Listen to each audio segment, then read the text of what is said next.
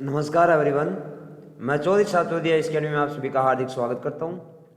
जैसे कि chapter number 5 chapter analysis हम कर चुके हैं। अभी हम करने जा रहे हैं उसके एक्सरसाइज के क्वेश्चन। तो चलिए स्टार्ट करते हैं।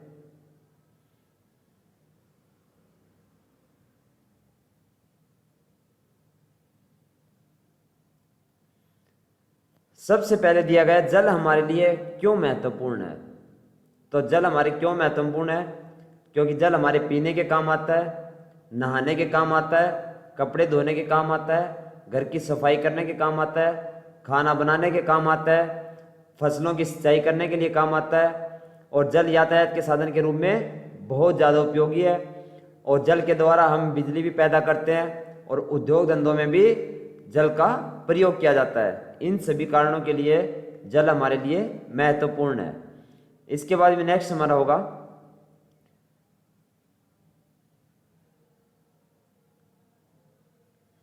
जल संरक्षण की विधियों के बारे में हम पढ़ेंगे।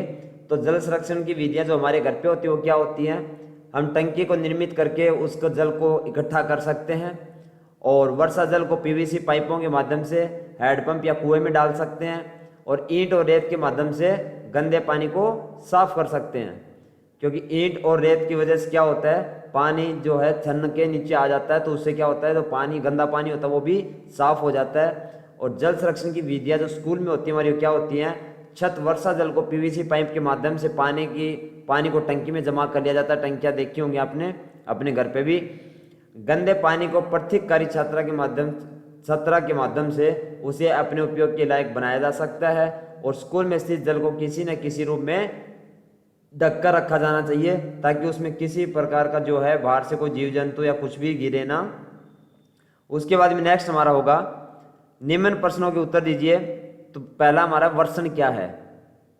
वर्षण यानी वर्षा जलवाष्प संघनित होकर बादलों का रूप ले लेती है। यहाँ से है वर्षा हिम या ओस अथवा ओलावृष्टि के रूप में धरती या समुद्र पर नीचे गिरता है, जिसको हम क्या कहते हैं? वर्षण कहते हैं। यानी कि पानी का जल चक्कर जो होता है, उसी तरह पानी जब हमारी बारिश हो या फिर ओलावृष्टि हो, जैसे ऊपर से जल हमारा नीचे आता है, उसको हम क्या कहते हैं? वर्षण कहते हैं। नेक्स्ट हमारा होगा जल चक्कर क्या है। तो जल चक्कर हमारा क्या होता है? महासागरों समुद्रों से जल वाष्पित होकर हमारा ऊपर उठ जाता है, और फिर ऊपर जाके बारिश के रूप में या फिर ओलावृष्टि के रूप में वापस हमारा नदियों में, तालाबों में, या हमारी समतल जमीन पर या पहाड़ों पर वापस गिरता है, और फिर वापस वह समुद्र में पहुंच जाता है। और यह चक्कर हमेशा चलता रहता है, तो इसको हम क्या कहते हैं? जल चक्कर कहते हैं। उसके बाद में नेक्स्ट हमारा होगा लहरों की ऊंचाई प्रभावित करने वाले कारक कौन कौन से हैं।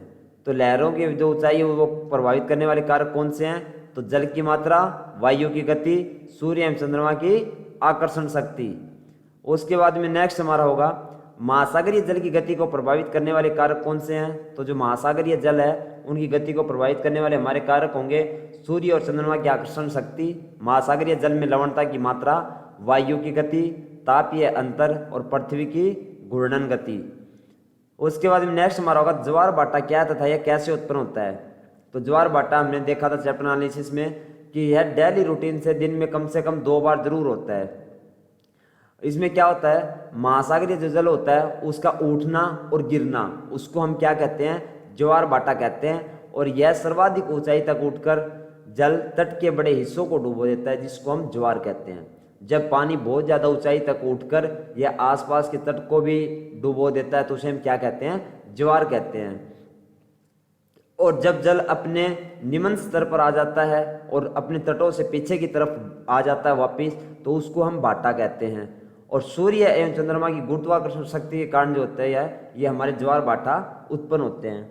नेक्स्ट हमारा होगा महासागरीय धाराएं क्या हैं। तो हमारी महासागरीय धाराएं क्या होती हैं? एक निश्चित दिशा में महासागरीय की जो सतह है उसके ऊपर नियमित रूप से बहने वाली धाराएं जो होती हैं उनको महासागरीय धाराएं कहते हैं। और महासागरीय धाराएं 2 प्रकार की होती हैं, गर्म या ठंडी।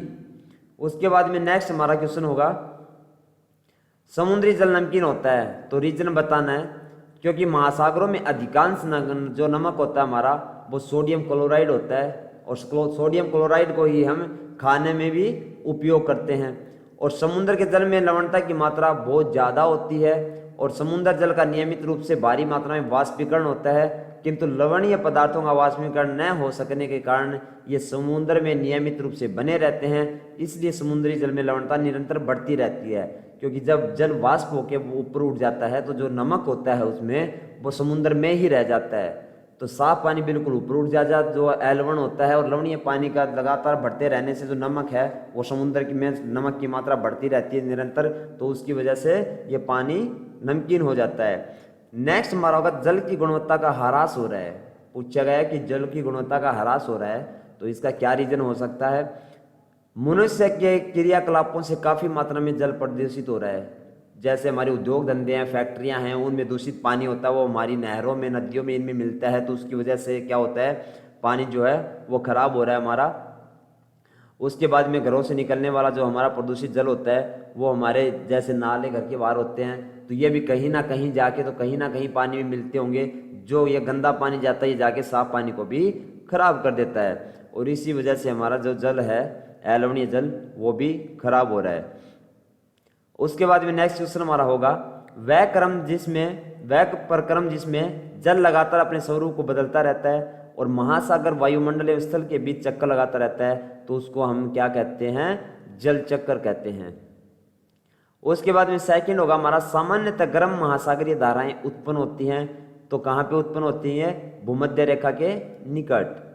उसके बाद में नेक्स्ट हमारा होगा दिन में 2 बार नियम से महासागरीय जल का उठना एवं गिरना कहलाता है, तो ज्वार भाटा कहलाता है। यहाँ पे हमें 2 को दिए गए हैं टेबल नंबर 1 और 2, इनमें सही को सम्मिलित करना है। तो कैस्पियन सागर है वो क्या है, एक विशालतम झील है। ज्वार भाटा जब जल बहुत ज़्यादा ऊंचाई तक चला जाता है और फिर वापस नीचे गिरता है, तो उसको हम क्या कहते हैं, ज्वार भाटा कहते हैं।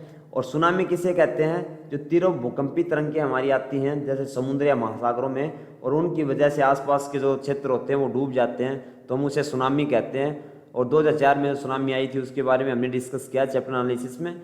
फिर नेक्स्ट हमारा होगा महासागरीय धाराएं। तो महासागरीय धाराएं क्या होती हैं, निश्चित मार्ग में प्रभावित होने वाली जल धाराएं जो होती हैं उनको हम क्या कहते हैं, महासागरीय धाराएं कहते हैं। इसके बाद नेक्स्ट में हम करेंगे इसके यूपीएससी बेस्ड जो क्वेश्चन होंगे। तब तक के लिए बाय बाय।